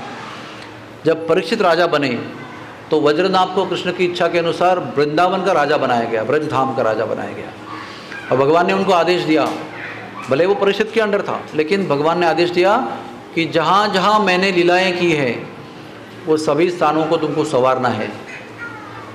तो वज्रनाभ ने 3 स्तर पर वृंदावन धाम का उद्धार किया, यानी संवारा है उसको। वो 3 स्तर कौन से हैं? वन, सर और विग्रह। वन यानी फॉरेस्ट, सर यानी जलाशय, कुंड सरोवर जो भी है उसको हम सरोवर कह सकते हैं, कुंड कह सकते हैं, हाँ, वाटर रिजर्वर कह सकते हैं। तो उन्होंने जलाशयों का उद्धार किया, वनों का उद्धार किया और जगह जगह विग्रह स्थापन किए। फॉर एग्जाम्पल बलराम जी का विग्रह स्थापन किया, हरिदेव का विग्रह स्थापन किया, बरसाने के लाडली लाल का विग्रह स्थापन किया, रेवती बलराम का विग्रह स्थापन किया, गोविंद देव, केशव देव, ये सभी देवों का विग्रह स्थापन किया। बहुत महत्वपूर्ण राधा मदन मोहन जी, गोविंद देव, गोपीनाथ जी का विग्रह स्थापन किया। इन सभी प्राचीन गरुड़ गोविंद के विग्रह का स्थापन किया, वृंदा देवी के विग्रह का स्थापना की उन्होंने। सभी महत्वपूर्ण विग्रहों को स्थापन किया 5000 वर्ष पहले वृंदावन धाम में। और इन 3 स्तर पर उन्होंने संवारा। हम उसको जीर्णोद्धार नहीं कह सकते, वृंदावन कभी जीर्ण नहीं होता है, वो हमारी नज़रों में जीर्ण लगता है, लेकिन वृंदावन कभी जीर्ण नहीं होता है, उसको संवारा जाता है। तो वज्रनाभ जी ने अपने नेतृत्व में वृंदावन को संवारा है। और ऐसे कहा है कि हम अपनी तरफ से आज हमारे जीवन में, जो भी छोटा सा जीवन है हमारा, इस जीवन में धाम के संवारने के कार्य में अगर हम कुछ भी प्रयत्न करते हैं या कुछ सहयोग देते हैं या कुछ योजना बनाते हैं, कुछ इच्छा रखते हैं धाम की संवारने की सेवा में, तो उस व्यक्ति को कभी भी यमराज का दर्शन नहीं होगा। धाम की सेवा करने वाला व्यक्ति, धाम की और धाम वासियों की सेवा करने वाला व्यक्ति कभी भी यमराज का दर्शन नहीं करेगा, never. He may take birth again and again till he completes his perfection, but कभी भी वो यमराज के लोक में नहीं जाएगा, नरक लोक में नहीं जाएगा, बार बार आएगा वो। शायद वृंदावन में जन्म लेगा या और कई भक्तों के घर में जन्म लेगा, लेकिन नरक में या यमलोक में कभी जाएगा नहीं। इतनी शक्ति है धाम में, क्योंकि धामी यानी भगवान, धामी से अधिक शक्तिशाली है धाम, और धामी की सेवा से अधिक पावरफुल है धाम सेवा, क्योंकि धाम जो है वो धामी कृष्ण से भी अधिक दयालु होता है। नाम रूप लीला धाम, ये चारों चीज़ें भगवान ही है, लेकिन भगवान से अधिक ज़्यादा दयालु होती है वो। गोपियाँ दशम स्कंद में 21वें अध्याय में कहती हैं वृंदावन वैकुंठ से भी अधिक कीर्तिमान है, क्योंकि यहाँ पर कृष्ण चरण कमल पड़े हुए हैं, कर्ण कर्ण में कृष्ण चरण कमल है, और यहाँ की भूमि ने कृष्ण के चरण कमल को अपने अंक में धारण किया है, जैसे कि अपने गोद में कृष्ण के चरण कमलों को आश्रय दिया है। इस कर्ण कर्ण में कृष्ण चरण चिन्ह है, और नित्य नवीन नूतन लीलाएं यहाँ संपन्न होती रहती है। यहाँ की अधिष्ठात्री देवता राधा रानी है। वज्रनाभ जी ने, देखो पेड़ों का महत्व यहाँ पर भी आता है, वज्रनाभ जी ने ये सब कुछ सेवा करने के पहले, कृष्ण का आदेश प्राप्त करने के बाद भी यमुना किनारे एक कल्प वृक्ष के नीचे बैठकर उन्होंने तप किया था, प्रार्थना की थी। तब जाकर उस कल्प वृक्ष की कृपा से ब्रज का मूल स्वरूप उनका दर्शन हुआ था उनको, और वो दर्शन होने के पश्चात उन्होंने ब्रज के संवारने का काम किया था। जैसे आपको आइडियल फोटो प्रिंट दिया गया और अभी जो स्थिति है उसको आपको वैसे बनानी है, तो आइडियल दर्शन उनको पहले दिया गया दिव्य दृष्टि से। तो यहाँ के वृक्ष राधा स्वरूप, गोपी स्वरूप, ऋषि मुनि स्वरूप और कल्प वृक्ष हैं। सबकी इच्छा पूर्ण करते हैं, दिव्य चेतना ग्रहण करते हैं, लीलाओं का अवलोकन करते हैं, आने वाले भक्तों को उस चेतना को देते हैं। कदम्ब, तमाल, अश्वत्थ, वट वृक्ष, गुलेर, यानी व्हाट इज गुलेर? औदुंबर, जिसके फल जो है ना वो अंजीर की तरह होते, लेकिन अंजीर नहीं होते। रामायण में भी उसका उल्लेख है। राम ने कहा था रावण को कि जैसे गुलेर के फल के अंदर असंख्य कीड़े होते हैं और उस फल को नष्ट करते हैं, वैसे ही मेरी वानर सेना आपके राक्षस कुल में घुसकर सब विध्वंस कर देंगे। ऐसे गुलेर के पेड़ का उन्होंने रामचरितमानस में उल्लेख किया है। अभी लास्ट में how to enter Vrindavan, Vrindavan में प्रवेश कैसे करना चाहिए, क्योंकि हम सब लोग वृंदावन में प्रवेश करेंगे। वृंदावन में प्रवेश केवल शरीर से नहीं होता है, सबसे अधिक पावरफुल प्रवेश वृंदावन का मन से होता है। हाँ, तो वो प्रवेश ऐसा है कि शहर की जो स्थितियां हैं, रजोगुण की, भोग प्रवृत्ति की, एंजॉय करने की, वो सब छोड़ के आना चाहिए। संत लोग कहते हैं वृंदावन के, अरे वृंदावन में आते हो तो रजोगुण छोड़ के आया करो, सुधारण करके मत आया करो। अरे मोबाइल पे फ़ोन कॉल शेयर मार्केट के चलते रहते हैं, वृंदावन धाम में परिक्रमा कर रहे हैं गोवर्धन की, और कौन सा शेयर ऊपर नीचे हो गया उसके डिस्कशन चलते रहते हैं। तो आप वृंदावन में नहीं हो, गोवर्धन में नहीं हो, आप बम्बई में ही हो। जहाँ आपका मन है वहाँ पर आप हो। अगर आपका मन इस समय वृंदावन में है तो आप वृंदावन में हो, सूरत में नहीं हो। ये समझना बहुत ज़रूरी है। तो सबसे महत्वपूर्ण हमारा चित्त है। जो भी वस्तु, जो भी क्रिया हमें हमारे चित्त को वृंदावन में ले जाती है, वो दिव्य वस्तु है, दिव्य कार्य है। तो इसलिए अगले 7 दिन हम सब लोग वृंदावन धाम में रहने वाले हैं। तो ये मत समझना कि आप किसी हॉल में अग्रसेन भवन में आने वाले, आप साक्षात वृंदावन में आ रहे हैं। तो आपको क्या करना चाहिए? सारे रजोगुण प्रवृत्ति को, भोग प्रवृत्ति को छोड़कर आना चाहिए, और शुद्ध मन से आना चाहिए, पवित्र मन से आना चाहिए, कृष्ण को ग्रहण करने की भावना से आना चाहिए। सब कुछ हमारा चित्त हमारे कानों में इन्वेस्ट करके, निवेशित करके आना चाहिए। स्ट्रांग साधना करनी चाहिए सब लोगों को। कथा सुनने के पहले 16 माला पूरी करके सवेरे ही यहाँ पर आना चाहिए। मतलब जब आऊँगा तभी 16 माला पूरी करके आना चाहिए ध्यानपूर्वक। हमारे गुरुदेव ने हमको 1986 में सबसे पहले जब दिसंबर में यात्रा लेके गए थे, हम लोग तो अभी 20 साल के थे, उस समय कहा था कि वृंदावन में प्रवेश चाहिए तो हर क्षण हृदय के अंदर के कोने में राधा रानी की निरंतर प्रार्थना करते रहनी चाहिए। हर क्षण हृदय के अंदर के कोने में निरंतर राधा रानी की कृपा की याचना करते रहनी चाहिए। वही व्यक्ति निरंतर वृंदावन का वास कर सकता है। नहीं तो आपका शरीर जाएगा यहाँ वहाँ, वृंदावन बरसाना डोल के आएगा, बम्बई चला जाएगा, लेकिन मन कहीं प्रवेश नहीं मिलेगा उसको। और मन को भी प्रवेश मिलता है तब जब राधा रानी प्रसन्न हो जाती है, राधा रानी की हम याचना करते हैं और हमारी याचना वो सुनती है, प्रसन्न हो जाती है, तो ही हमको मन से वृंदावन में प्रवेश देती है, नहीं तो वृंदावन में प्रवेश नहीं प्राप्त होता है। ह्यूमिलिटी एंड ग्रैटिट्यूड, नम्रता और कृतज्ञता। कोई व्यक्ति संत, गुरुदेव, वैष्णव, ब्रजवासी के माध्यम से हमारा वृंदावन से परिचय हो रहा है, उनके प्रति हमारे लिए मन में कृतज्ञता का भाव होना चाहिए, क्योंकि वृंदावन का परिचय होना साधारण वस्तु नहीं है। जन्म जन्म के पुण्य, जन्म जन्म की तपस्या और कष्ट जो हमने सहे हैं, उसके फल स्वरूप इस जीवन में हमको वृंदावन का परिचय होता है।